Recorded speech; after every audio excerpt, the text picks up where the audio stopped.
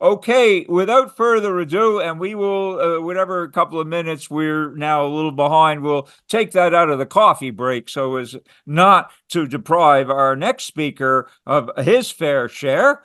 And fortunately, he's given us a brief and humble introduction. Dr. Ross Channing Reed, who is, I must say, with thanks, a longtime member of APA, probably near the beginning, Ross, when you joined up with us and have been a steadfast member for more than 20 years, if memory serves. He has been a philosophical counselor in private practice since 1998 and is certified in client counseling by the APPA. Ross is the author of The Liberating Art of Philosophy, Mindscapes, and other books and articles. He teaches philosophy at Missouri University of Science and Technology. So welcome, and let me spotlight you. Oh, you've spotlighted yourself. That's great. Would you like to show your slides, or would you like me to show the slides? Am I a co-presenter? I'd be happy. Let me see. You should. I can do that very, very expeditiously. Okay. You're now a co-presenter. So We'll go see if to I can do it. Great. It's all Let's yours. see. The floor is yours, Ross. I'll give you 4 extra minutes. Thank you, Lou. Okay, can you see my slide? Yes. Okay, yeah, they're not really that essential. But thank you to everyone. I've really enjoyed this morning. I enjoyed Kermit's presentation on humor. I can say from doing this for over 25 years that without humor, I would have stopped 25 years ago. I'm sure it is absolutely essential, I think, to philosophical counseling to understand people well enough to be able to use humor as a technique. So anyway, I wish this paper were in humor, but it's not. So this is Oxidative Traumatic Stress and Techno-Precarious Performance Society, and it should be about 30 minutes. I've edited it heavily. Section 1, the physiology of stress. So this paper is kind of a combination of hard science and postmodernism. So that mix might not work. Well, I guess we'll find out. The physiology of stress. The pioneering Hungarian-Canadian endocrinologist Hans Selye defined stress in the following broad manner. Stress is the non-specific response of the body to any demand. All endogenous and exogenous demands on the body are called stressors. Selye distinguishes eustress from the Greek eu or good, as in euphoria, from distress, from the Greek dis or bad, as in disease. He is clear in stating that although the effects of distinct stressors are almost invariably different, there cannot be different types of stress. Stress is cumulative, resulting in systemic reactions. What matters is the intensity of the stressor, not whether the stressor is perceived as pleasant or unpleasant. Selye develops the general adaptation syndrome to represent, quote, the somatic expression of a generalized call to arms of the body's defensive forces. The GAS is comprised of 3 stages. The alarm reaction, during which the organism seeks to resist and adapt to the stressor. No organism can be maintained continuously in a state of alarm, he writes. If the agent is so damaging that continued exposure becomes incompatible with life, the organism will die. If the organism survives the stressor, it will enter the second stage, the stage of resistance. This is the stage where the organism lives with an altered physiology in an adaptive state. This condition is impermanent. After further exposure to the stressor, the organism enters the third stage, the stage of exhaustion. This final stage, Selye writes, follows inexorably if the stressor is severe enough and is applied for a sufficient length of time. Selye highlights the fact that research clearly shows that the body's adaptive energy is finite. Quote, one would think that once adaptation has occurred and ample caloric intake is available, resistance should go on indefinitely. Not so, he writes. In the stage of exhaustion, the signs of the alarm reaction reappear, but now they are irreversible and the individual dies. Selye notes that, quote, stress is not simply nervous tension. stress reactions do occur in lower animals and even in plants that have no nervous systems. Indeed, stress can be produced under deep anesthesia in patients who are unconscious, and even in cell cultures grown outside the body. Selye shows that it is even possible to get addicted to one's own stress hormones, cortisol and adrenaline. As a client recently expressed to me, it's not just burnout, it's burnout from burnout. It's the stress, the backlash from the level of cortisols I've kept in my body for years. Hungarian-Canadian physician Gabor Maté has continued to expand upon Selye's work. Maté notes that animal and human studies demonstrate that stress can occur without subjective awareness and without observable effects on behavior. Maté writes that, quote, stress consists of the internal alterations, visible or not, that occur when the organism perceives a threat to its existence or well-being. It can be triggered by emotional trauma or just the threat of such trauma, even if purely imaginary.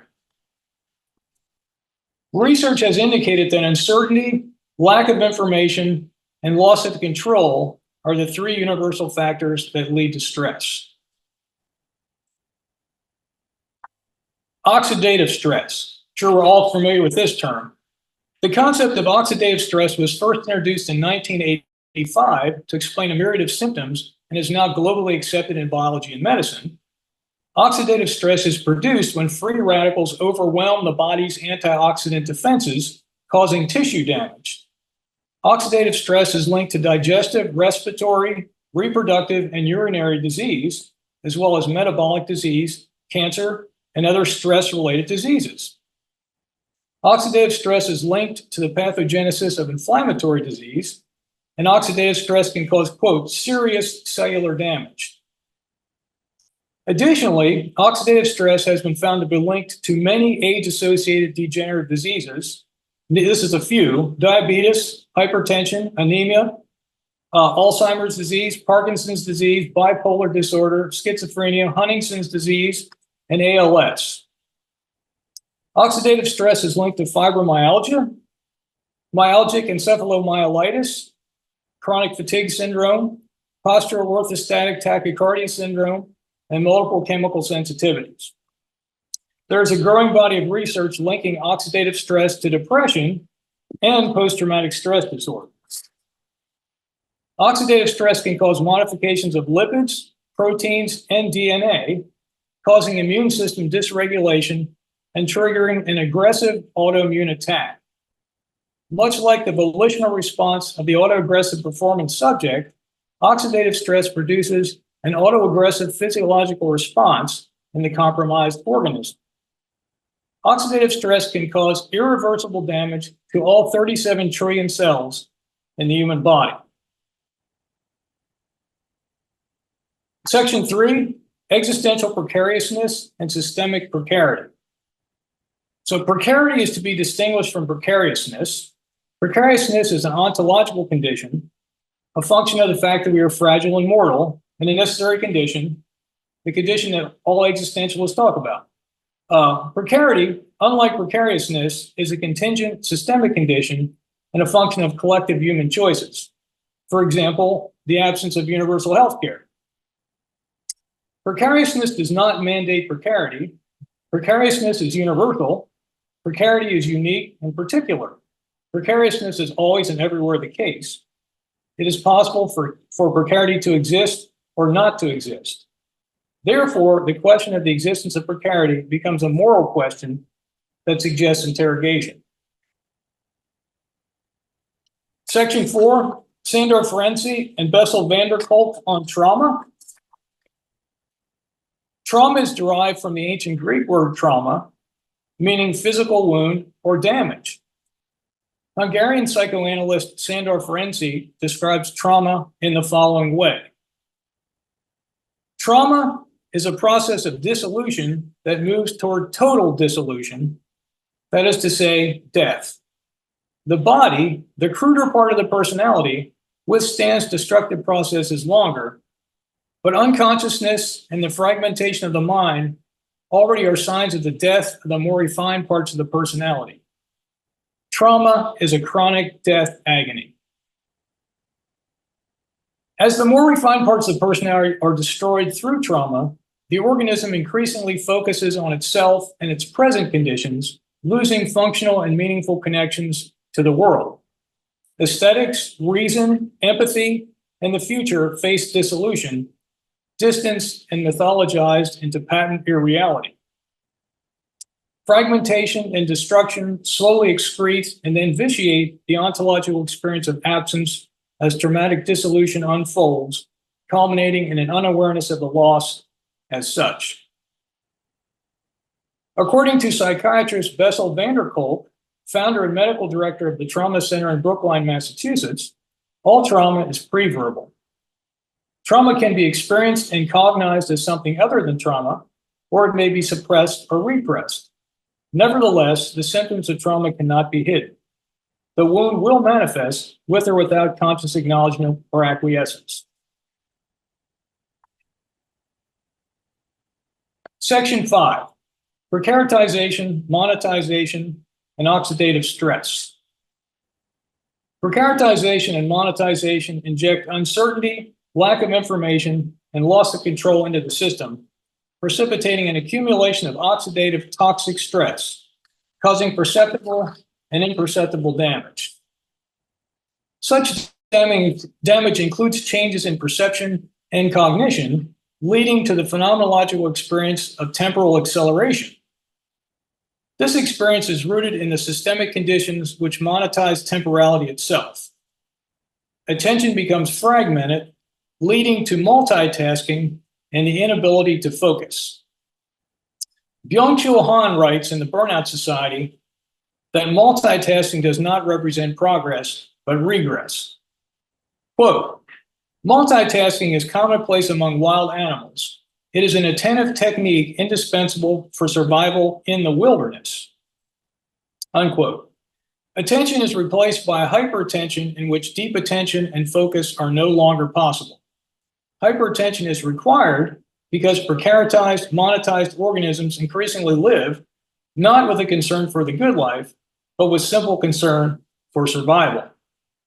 Contemplation, homeostasis, and ataraxia are no longer possible, replaced by hyperattention, hyperactivity, and hysterical work. As society accelerates, so does the need for self-exploitation, accelerating oxidative stress, chronic pain, illness, and death. The multitasking, hyperactive, hyperattentive performance subject finds itself increasingly incapable of intensive bonding with others, according to Han. Unlimited options and scattered attention prevail against meaningful long-term attachments. Quote, in social networks, the function of, quote, friends is primarily to heighten narcissism by granting attention as consumers to the ego exhibited as a commodity. Unquote. The dehumanized performance subject exhibits itself not as a subject, but as an object, auto-aggressively co-participating in its own dehumanization. Oxidative stress in the final analysis militates against or effectively eliminates the possibility of any sustained substantive sense of well-being, given chronic and ongoing cellular damage. As discussed in the literature, oxidative stress can be debilitating on multiple simultaneous levels and in multifarious identifiable and non-identifiable ways. Often the wide-ranging symptoms are such that no single specialist can address them, leaving the identified patient without any clear-cut diagnosis. Section 6, the Autoaggressive Performance Society and the New Definition of Health. Many research studies indicate that even exposure to extremely low-frequency electromagnetic fields, something to which humans are extensively exposed, is a cause of oxidative stress. Oxidative stress is an inherent byproduct of our abiotic, dehumanizing, techno-precarious system. For biological beings in this type of synthetic environment, oxidative stress has become inescapable. Humans now suffer oxidative stress as caged zoo animals. Illness, disability, pain, trauma, and death are aspects of the inevitable collateral damage. Ecofeminist, licensed clinical social worker, and author of American Breakdown, Jennifer London, says that, quote, "The capitalism that we have in America isn't good for any of us. None of us is wired for this level of frenetic stress activity." Volitional escape is no longer possible. Vallely's utilitarianism plays itself out in irremediable destruction on the cellular level. There is no time for sickness in the autoaggressive performance society with its fully monetized temporality, panoptic surveillance, and techno-precarity designed to enhance productivity. When all value is market value, those suffering from the ravages of oxidative stress are valueless. Or to express the nihilism of this philosophy more clearly, such persons have a negative value. Excess positivity and traumatic stress, infarction, and implosion.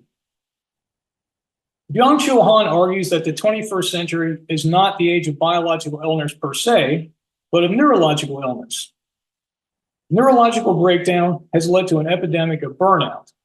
The nervous system breaks down under the violence of excess positivity, overproduction, overachievement, and overcommunication, rather than from the negativity of the foreign, that is, viral and bacterial infections. Overproduction, overachievement, and overcommunication describe a situation of chronic oxidative stress, a situation in which an infinity of choices, even if in the main these choices are imaginary, besiege the exhausted and bewildered performance subject, creating a perpetual situation of uncertainty, lack of information, and loss of control.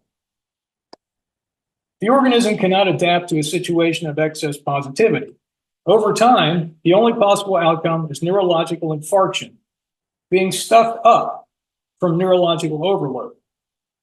Neurological overload and traumatic stress are a function of the indelible systemic violence of achievement society, coupled with autoaggressive internalization of the same.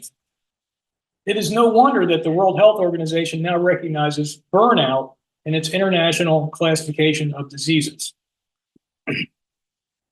As a result of the endemic neurophysiological burnout, autoaggressive achievement society is developing into a doping society, according to Han.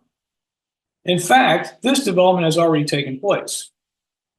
What are we to make of a society in which doping is impermissible in sports, but de facto required in life? Exhaustion, lack of energy, inability to focus, social anxiety, panic attacks, and depression are now the norm, but still not normalized. Labeled as pathological by the medical industrial complex, all are the subject of hyperreal concern and interventions, pharmaceutical surgeries, and performance-enhancing therapies. Han's notion of infarction shares some similarities with Jean Baudrillard's concept of implosion. Implosion is a bursting inward from external pressure. Implosion is the result of systemic and philosophical violence. Implosive violence escapes analysis because it is not explosive. It is the body being crushed, bursting from systemic pressures couched in the simulacra of endless opportunity.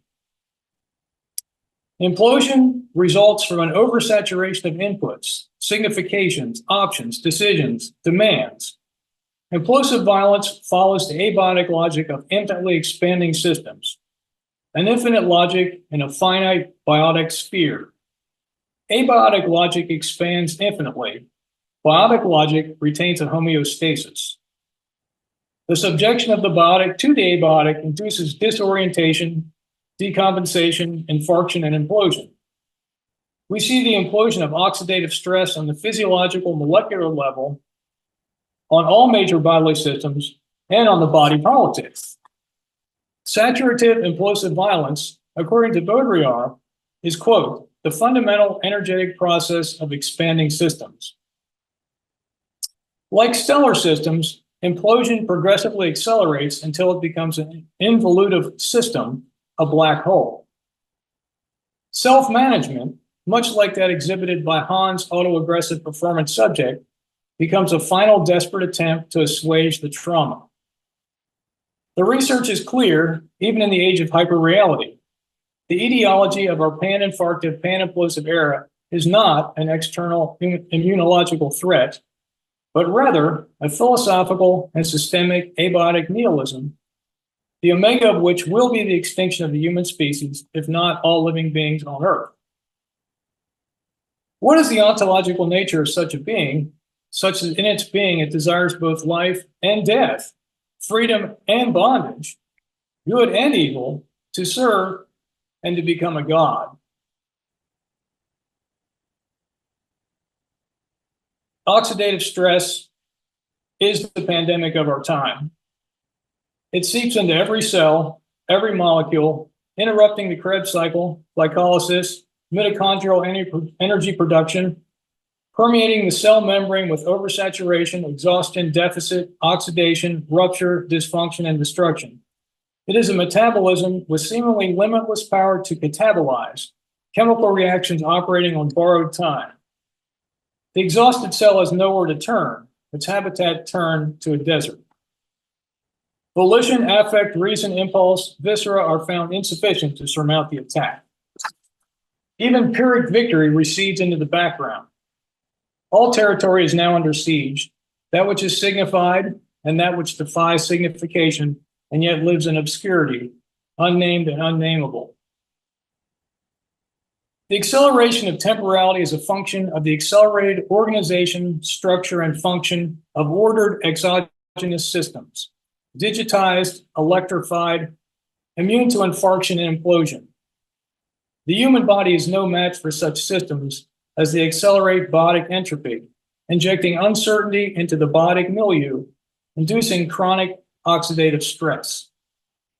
The mechanization of life proves advantageous for the modeling of hyperreal systems, but entropic for biotic organisms. Section 9, stupefied hyperreal euphoria and addiction. The net effect of such simulations, Baudrillard argues, is a stupefied hyperreal euphoria. Today, we are all effectively addicted to hyperreal euphoria as a means of escape from the techno-precarious monetization machine, a means of escape induced by this very techno-precarious monetization machine. Addiction is said, at least phenomenologically speaking, to ameliorate or even truncate freedom.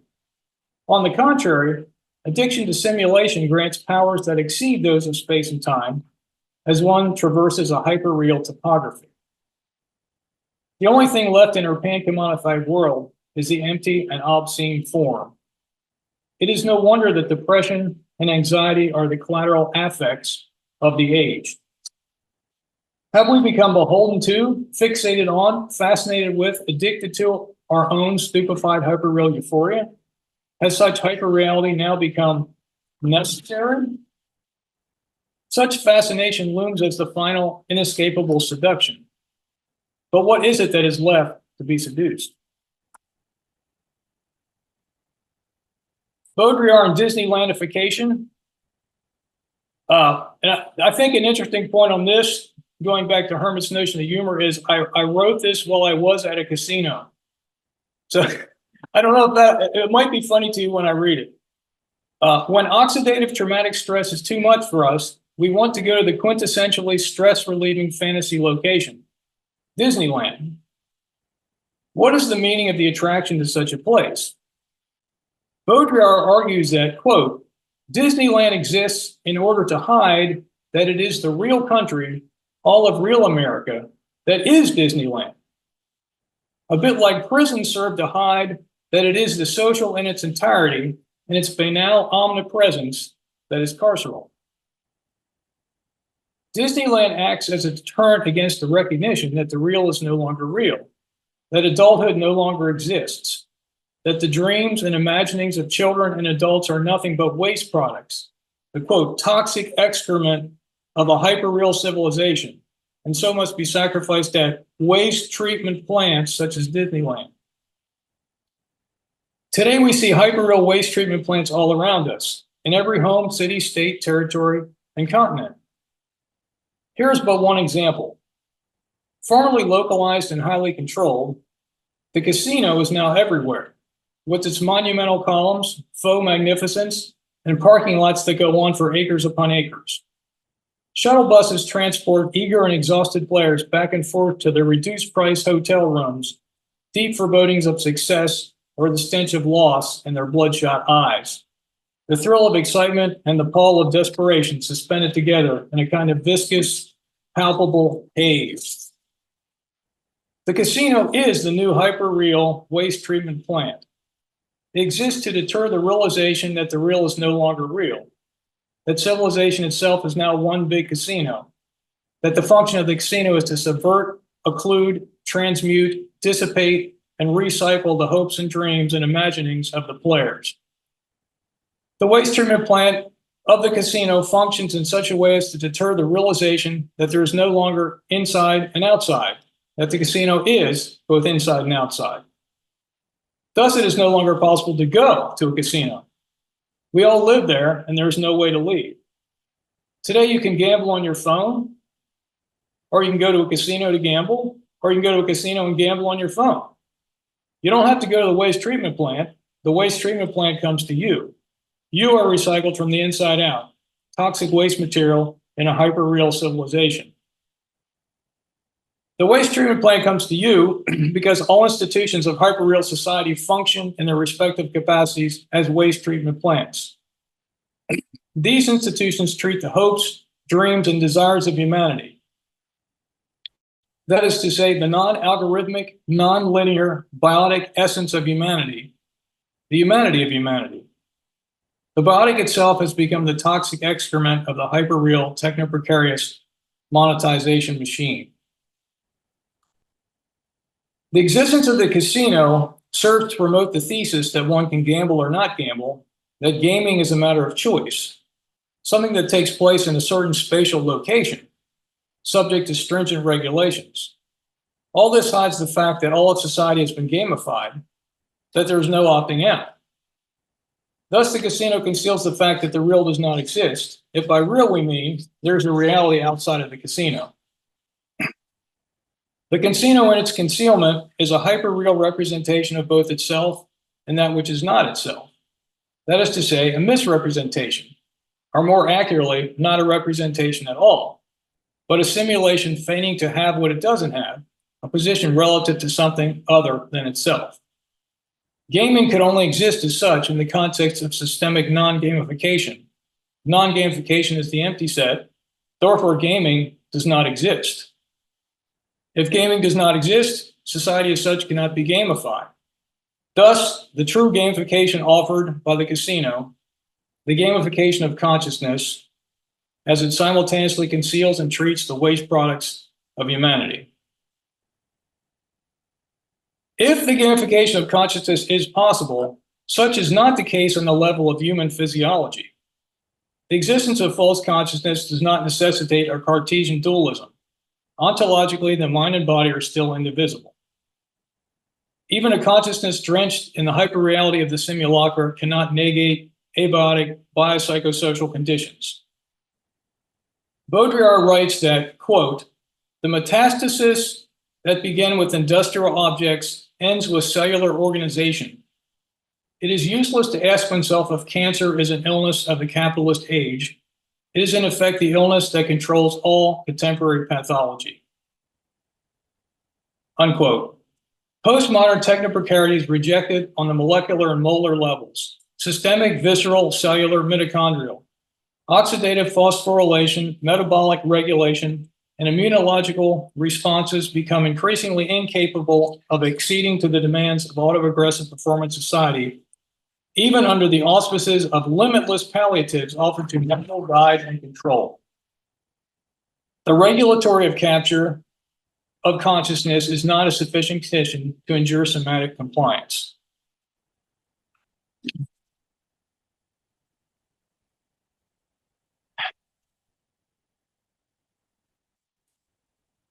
Section 11. As a philosopher and philosophical counselor, I listen to hear what clients articulate in verbal and nonverbal ways. I work to be present to their affective and conceptual expressions of the existential difficulties of living. For over 30 years, I have heard similar refrains.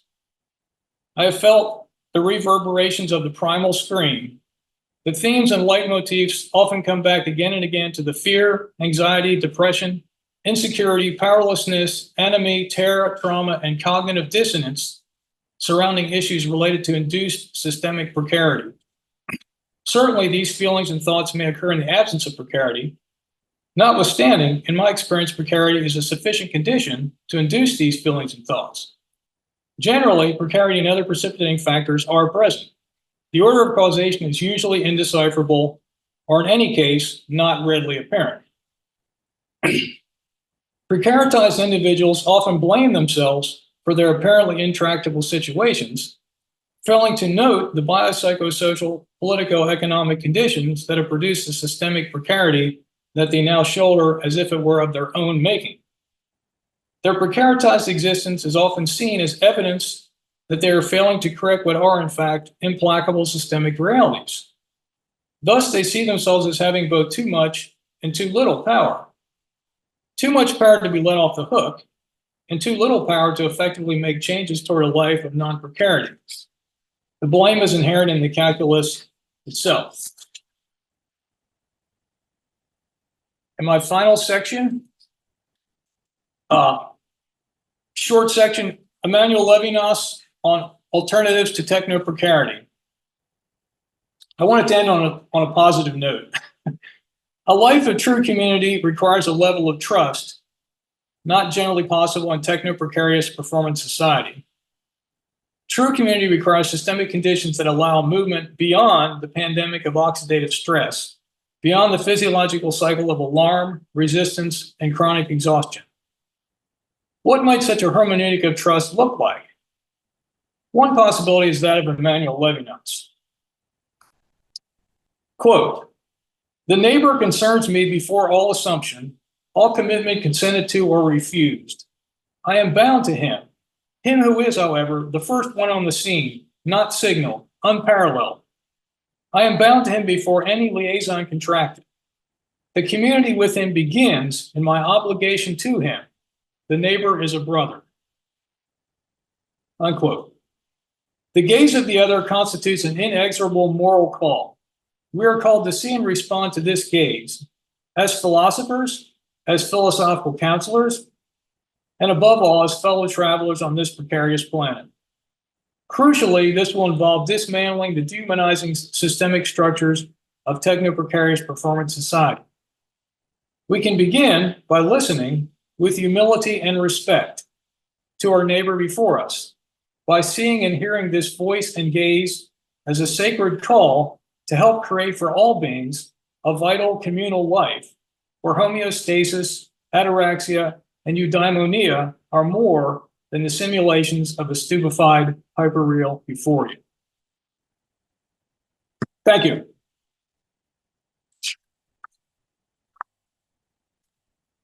Great, Ross. Could you please stop the share and let's— Yes, I will. Great. Let's get back to the gallery for a moment so we can give you a round of applause for that exceptional paper. And we have actually 9 minutes. You've been great with the time. So I would like to take moderator's privilege, if I may, just to give two quick comments to you from a different perspective within philosophical practice. You have just provided us with a very clear scientific biological substrate for what we've been calling culturally induced illnesses for the last decade and more. And there's a literature within the Asian, and some of us have contributed to it as well, publication these days on techno societies and various malaises. This is coming out of China and South Korea, which are experiencing similar problems, by the way. And I would love to share with you later the links to that, because this is a hand in glove thing. You've given us a reduction, very effective reduction to, a physiological, biological, cellular level, metabolic level, explaining the symptoms that we've been diagnosing, which obviously have led us to exactly the same conclusion, that these are not in their origins somatic, although they become somatic illnesses. So you've done a great job of exposing how the toxic elements of culture are making people physically sick. And that is really quite, I think, brilliant and very lucid. So thank you for that exposition. And if anyone now would like to question or comment, Ross, go right ahead. The floor is open. Vana, you're quick on the draw today. Please go ahead. Let me get you in the spotlight. Okay, Vana, go ahead. I thought your paper was wonderful. I agree with all of it. I love your use of Baudrillard. I agree with everything you've said. What I'm wondering is more of a solution. The Koreans who have developed humanities therapy say that the recourse for these problems is a return to what is essentially human in us, the humanities, art, poetry, literature, and of course, philosophy. I'm wondering if you have some thoughts to add to that. That's a tough one. Yeah, the solution, you can see I'm short on solution, like most philosophers, or long on analysis. Well, yeah, I think humanities are absolutely invaluable. I really liked the presentation on Rumi. I also thought of Hafez, the Persian poet. But yeah, I think, long sustained thinking coupled with the development of emotional intelligence is required to even recognize that there's a solution to the problems we created for ourselves. I don't know if we have reached critical mass on that, but it seems like we're getting close to it, to the realization that our technology is not going to save us. There's no capitalistic techno solution to the problems we created, that we need another more human approach. You have to start with the biotic, and that cannot be negotiable. Which is why I ended with Levinas, because if you don't start with the human gaze as sacred, as a moral call, I think you end up with hell on earth. What would you say to people that are proposing a social political solution, revolution of some sort? Well, I mean, it might be inevitable. I'm trying to avoid that specifically. I'm even trying to avoid a critique of capitalism in my paper, but systemic changes are required. But if 10 people own half the world's resources, that's going to be impossible. So that means revolution would be required. Sure, but this is happening in social democracies as well. It's not just in capitalist republics. We're seeing it everywhere. So Right. It's a little more pervasive, I'm afraid. But Vana is right about the humanities therapy. And it's just the opposite of what's happening in the universities, where we're getting defunded quicker than we can turn around. And we're getting replaced with more of the technologies that are causing more of the dislocations. I love your characterizations, by the way, the gamification of consciousness, the Disneylandification that you mentioned. We have also thought about this in parallel, Ross, and it's not as bad as it used to be. There was, when the World Wide Web developed, it was merely an interest in your time and money, right? They wanted it. They wanted your time and your money. So it was a monetization of consciousness. Now gamification, I'm afraid it's worse than that, because the new apps are hijacking consciousness. And I think this is even more dangerous, particularly among young people. Have you also considered it in the metaphor of hijacking? I edited that section out, Lou. Oh, darn, put it back for the journal, okay? If we're gonna publish the whole enchilada, then I would love to read your thoughts on the hijacking of consciousness, which is really, in a sense, more insidious, because it puts us back in Plato's Cave 2.0, basically, doesn't it? Yeah, it's in the full paper. Great, that's wonderful. Okay, we have a few minutes. If anyone else would like to chime in, please go ahead. We don't get to see Ross every day. This is very, very interesting, Ross. You've obviously put a lot of thought into it, and it's appreciated. I think you've left everyone speechless. That's quite an accomplishment for a room full of philosophers. Yeah. Oh, that's a really positive interpretation, Lou. Well, don't we have to be optimists? Isn't that part of your implied remedy? You finished on an optimistic note. Yeah, that's true. I think Rick has his hand up. Yeah, go ahead, Rick. Yeah, I like that you ended with what you call the hermeneutics of trust, but the bulk of your analysis felt to me like it was predicated on a hermeneutics of suspicion. But Lou already asked the question that I wanted to ask, but I'm just maybe press you a little bit. It sounds to me like you identify the bulk of this problem with capitalism, and Lou already gave some reason to think that that's not necessarily the right place to frame the issue. So I was wondering if you could speak a little more to that. That's why I use the word monetization, because I try to separate it from analysis of capitalism specifically, but I think monetization, when you value things in terms of the market, that isn't necessarily capitalism. But if everything has a market value and no value outside of market value, that's problematic, because then humans don't have any essential value. They only have value in terms of their value to the system. And I want to get back to the value of the one. Yeah, and now ask yourself, ask yourself, if we're going to go along with Rick and just go a little one step further, what is the market value in today's contemporary America of a well-educated, well-rounded human being? Rhetorical question, right? Essentially zero. Yeah, but I'd like to throw in another question. What is the value of an equally well-rounded, well-educated person in a kind of social capital system like you have in China? Just to be the devil's advocate here.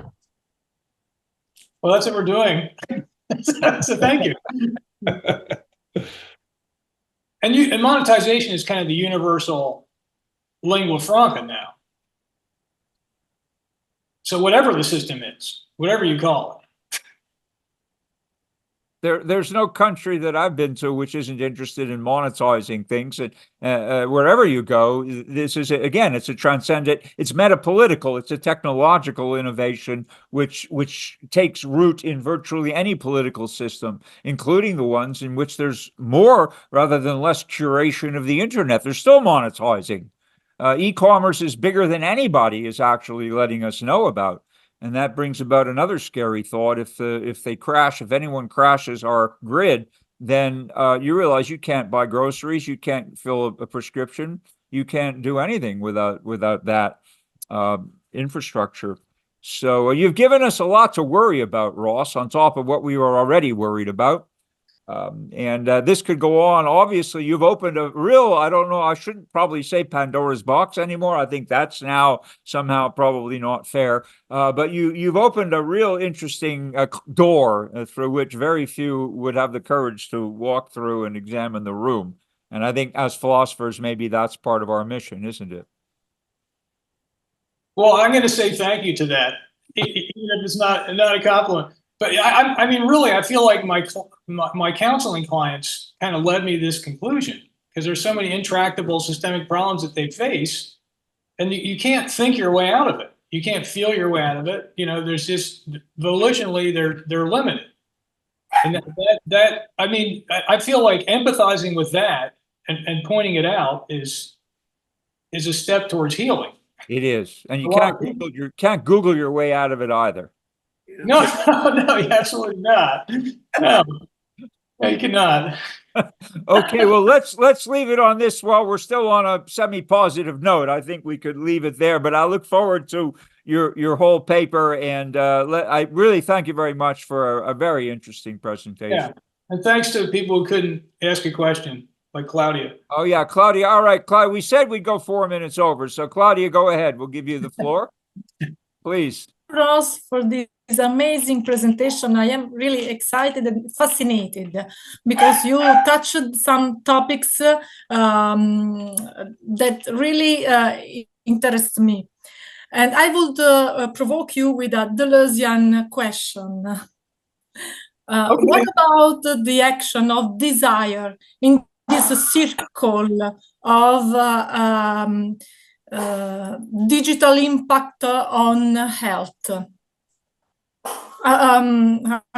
If maybe I have to reformulate the question. The digital impact on health? Sorry? You said the digital impact on health? Yes. I mean, if we can observe also a perverse attachment and a desire of suffering also in digital. And I would like to know if you have an opinion on this. I think, instant contact and being available 24/7 and having notifications turned on your phone, especially if you're a teenager, there's all kinds of evidence that's causes mental health problems and physical health problems because they're attached. And I think it's clear. I don't think it's neutral. I think it's clear that it's damaging.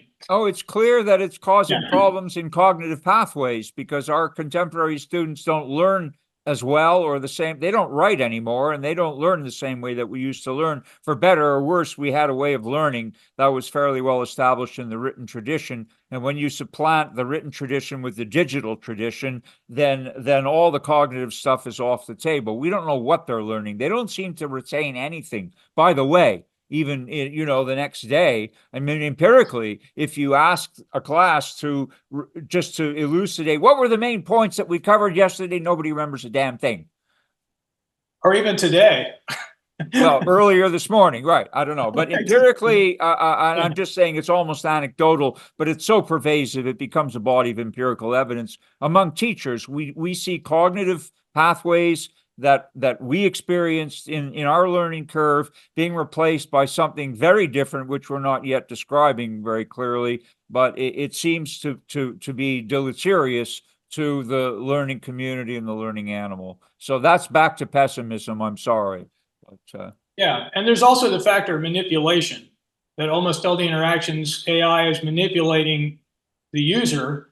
And so you're used to being in a milieu of constant manipulation. And I think that affects how you relate to other people and to yourself. Absolutely. It's Plato's Cave 2.0. I have a cartoon. I'll share it with you later. All right. Thanks again, Ross. We really need to take a break. It will be 10 minutes. Okay. So let us resume at 3:15. And we still have Kevin Kales and Rick Rapetti to come. So let's stay with it. We have a continuation of our great program. And I hope everyone will get a coffee or whatever you're imbibing. See you all in 10 minutes. Okay. Thanks again, Ross.